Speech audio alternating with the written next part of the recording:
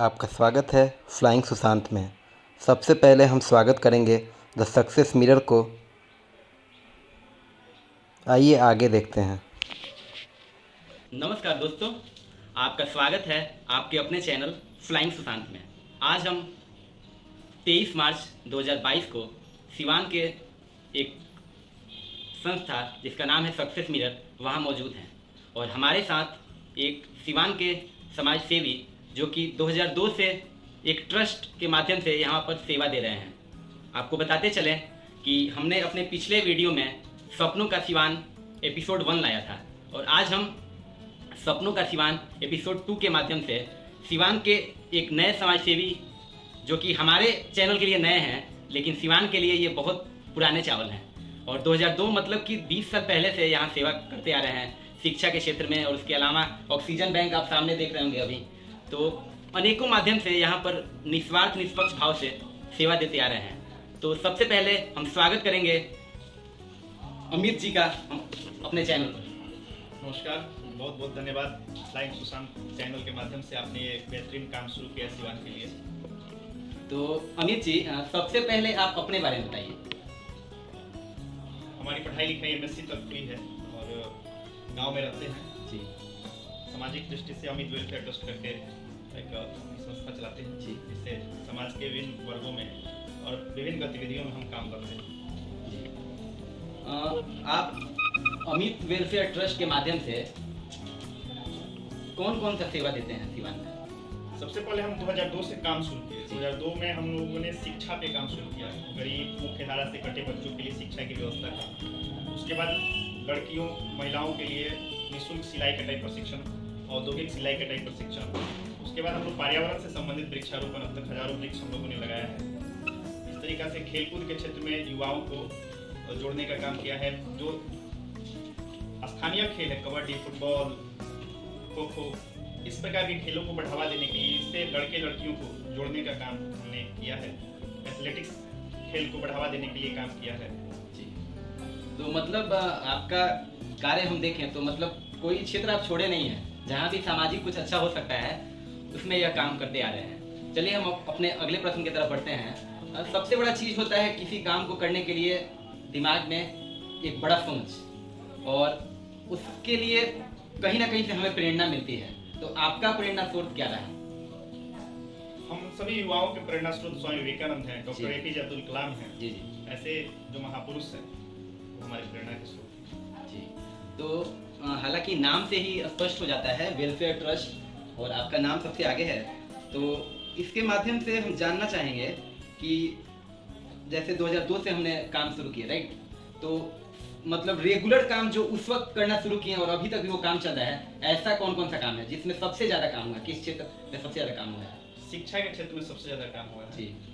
2002 में हम लोगों ने शुरू किया शिक्षा, बच्चों को शिक्षा देने का। जी। जो मुख्यधारा से कटे बच्चे थे जी, जी। उनसे शिक्षा देने का। 2006 में जी। हमारे पिताजी ने और बहुत सारे लोगों की सलाह मशवरा पर अमित वेलफेयर ट्रस्ट करके एक संस्था की स्थापना की। जी। आज भारत सरकार से टैक्स फ्री भी है, अगर उसमें आप डोनेट करते हैं तो आपको उसका छूट भी मिलेगा। और शिक्षा पे ही हम लोगों ने काम शुरू किया और शिक्षा के माध्यम से सिलाई कटाई का जो प्रशिक्षण हम लोग देते हैं वो भी एक शिक्षा का है, स्वरोजगार का, और वो सबसे आवश्यक है। तो लड़कियों महिलाओं के लिए हम लोग निःशुल्क शिक्षा, सिलाई कटाई का प्रशिक्षण, गरीब बच्चों को। और उसके बाद बहुत सारे कोचिंग संस्थान जो मैट्रिक पास बच्चे हैं, बहुत सारे कोचिंग संस्थानों में हम लोग बात करके वहाँ भी अगर गरीब बच्चे हैं तो उनसे कोचिंग के संचालक महोदय से बात करके निःशुल्क हम लोग। उसके बाद हेल्थ कैंप हम लोग लगाते हैं और बहुत सारे ऐसे गरीब मरीज हैं जिनका ऑपरेशन या कोई बीमारी होता है या डॉक्टर से सलाह लेना है और गरीब हैं और फी वहन नहीं कर सकते, डॉक्टर का फीस नहीं दे सकते हैं, तो हम लोग डॉक्टर साहब से रिक्वेस्ट करके उनका भी सहयोग लेते हैं, दवा भी उनको उपलब्ध कराते हैं। और अभी कोविड-19 के दौर में जो कोरोना महामारी का दौर चल रहा था, तो उसके पहले ही जब राम जन्मभूमि की पूजा हुई, भूमि पूजा, उस दिन हम लोग ऑक्सीजन बैंक सिवान करके शुरू किए थे। उसका उस समय तो बहुत उपयोग नहीं था, लेकिन उसके बाद 2 बार हम लोग इसका मैंने सिवान में बहुत ही बेहतरीन ढंग से इसको सिवान के लोगों को जोड़ करके और सिवान के लोगों का सहयोग लेकर के हमने इस पे काम किया और बहुत ही सफल रहा। ये सबसे बड़ी बात है, गौर करिएगा, क्योंकि अभी कोरोना में अनेकों लोगों की जान ऑक्सीजन की कमी के चलते गई है और इन्होंने उसके पहले मुहिम शुरू कर दी ऑक्सीजन बैंक, और कोरोना में बहुत सारी मदद इन्होंने की है अपने ट्रस्ट के माध्यम से। चलिए इसी कड़ी में हम अपने अगले प्रश्न की तरफ बढ़ते हैं। तो ट्रस्ट जो है या फिर कोई भी एक ग्रुप है वो एक लोगों से नहीं चलता है। तो अपने सदस्यों के बारे में बताइए। सदस्यों के रूप में ऐसे कहेंगे तो सिवान के अधिकांश जो सक्षम लोग हैं जी, और जो बुद्धिजीवी वर्ग है वो हम लोगों से जुड़ा हुआ है और तन मन धन पूर्वक सहयोग करते हैं। एक आंकड़ा लगभग मतलब कितने लोग का हो गया अपना ट्रस्ट सहयोग जी, मतलब कितने सदस्य हो गए हैं अपने ट्रस्ट में, कोई आंकड़ा एक अगर 5,000 से ऊपर है। 5,000 से ऊपर, काफ़ी मायने रखता है सिवान के लिए, क्योंकि अभी हाल ही में सर्वे आते रहता है और सिवान क्षेत्रफल की दृष्टि से ज़्यादा बड़ा नहीं है जिला, और यहाँ पर अगर इसके आसपास 5,000 लोग अगर ट्रस्ट के माध्यम से जुड़ गए तो कहीं ना कहीं बहुत अच्छा काम होते आ रहा है। चलिए, और कहीं ना कहीं मायने रखता है किसी भी ट्रस्ट और किसी भी ग्रुप के लिए। पहला चीज़ तो है कि कुछ लोग लाइक माइंडेड होने चाहिए, और उसके अलावा पैसा, शरीर से, फिर कहीं ना कहीं डोनेशन और फंड एक बहुत बड़ा कारण उसका रहता है आगे बढ़ने का। तो फंड कहाँ से आता है? हम लोग सरकार से ही फंड लेने का प्रयास करते हैं, लेकिन बहुत कम मात्रा में, क्योंकि हमारा अधिकांश जो डोनेशन है वो समाज के लोगों के सहयोग से, जो सदस्य हैं उन्हीं के सदस्य हैं उनके माध्यम से ही है। और लगभग 1 साल का अभी तक मैक्सिमम तो 8 लाख तक भी पहुंचा है, लेकिन 4 लाख, 5 लाख, 6 लाख तो ये साल का एकदम स्वाभाविक चीज़ है, क्योंकि जो भी हमारे डोनर है वो एक विश्वास है उनके अंदर कि हम यहाँ पैसा डोनेट कर रहे हैं तो हमारा पैसा उचित जगह पे खर्च हो रहा है। वो पैसा डोनेट करके फिर उनको बहुत मतलब नहीं रहता है, उनको आंख बंद करके पैसा डोनेट करते हैं। और हमको लगता है इस वित्तीय वर्ष में ये ज़्यादा जाएगा। अभी जो आंकड़ा अभी 5-6-7 लाख बताएं तो उससे और ज़्यादा जाएगा। हाँ, क्योंकि इधर हाल फिलहाल में बहुत अधिक सदस्य हमसे जुड़े हुए हैं। लगभग इधर 2-3 महीना में 2,000 के करीब में सदस्य नए जुड़े हैं, तो 5,000 से वो प्लस कर जाएंगे। फिर तो ऊपर पड़ेगा, 10 लाख तक भी जा सकता है। 10 लाख क्या, 10 लाख फंड, हाँ। और उतना आराम से चला जाएगा। इस बार बड़ा है। बड़ी बात है। और भविष्य में अपने ट्रस्ट को कहाँ देख रहे हैं आप? देखिए, अब सेवा का जो काम है भविष्य देख के तो किया नहीं जाता। हाँ, फिर भी मतलब सदस्य बढ़े या और भी कुछ नया क्षेत्र हम इसमें स्थापित करें ताकि और भी दूसरे सेक्टर में भी काम करें हम। अब जब पूरा काम हमारा देखिएगा पूरा विस्तृत, तो आपको ऐसा लगेगा कि कोई ऐसा क्षेत्र नहीं है जो हम लोग छोड़े हुए हैं। तो मतलब ये आपको खोजना पड़ेगा कौन ऐसा क्षेत्र है जिसपे हमारा काम नहीं है। लगभग समाज के जो सामाजिक कार्य होता है उसके हर क्षेत्र में अपना काम है।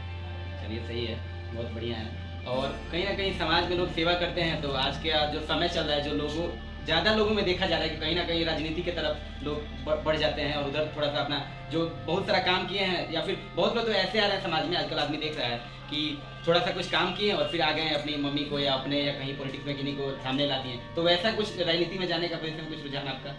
जी, राजनीति भी एक समाज सेवा का अंग है। हमारा व्यक्तिगत ऐसा है नहीं, लेकिन ऐसा कहा भी नहीं जा सकता कि हो सकता है, क्योंकि सामाजिक जीवन में कोई कमिटमेंट नहीं कह सकता है। आप जानते हैं दिल्ली में जो सरकार बनी आम आदमी पार्टी की, आंदोलन उतना बड़ा हुआ और उसमें कहा गया कि हमको राजनीति से मतलब नहीं है, फिर राजनीति में लोग बैठ गए। तो ये नहीं कहा जा सकता, लेकिन ऐसा आज की जो वर्तमान परिवेश है, हम जैसे लोगों के लिए राजनीति बहुत टफ काम है, हम लोग के बस का नहीं, गंदा चीज हो गया है, एक तरह से कहा जा सकता है। तो वैसा अपना वर्तमान में कुछ है। चलिए, बढ़िया। और अब इस कड़ी में हम अंत की तरफ चलते हैं, क्योंकि समय भी बहुत कम है। तो सिवान के लोगों से क्या अपील है आपकी, और क्या निवेदन या क्या आकांक्षाएं हैं? बिल्कुल, हम हमेशा ये कहते हैं कि आप कैमरा के साथ किसी न किसी माध्यम से सामाजिक जीवन में जुड़िए।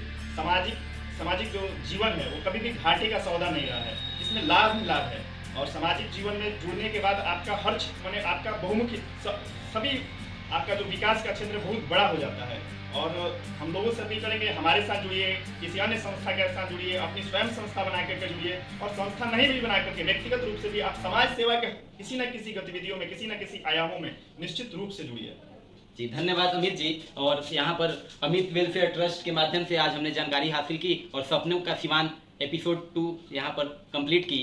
और ऐसे ही हम आगे भी आपके लिए जो भी सिवान में अच्छे हमको काम या फिर जो भी कोई संस्था या कुछ भी अगर दिखेगा तो हम जरूर आपके सामने लाएंगे। तब तक के लिए बने रहिए हमारे साथ, और अगर अच्छा लगता है हमारा यह काम तो जरूर इसे दूसरों के साथ साझा करिए। धन्यवाद।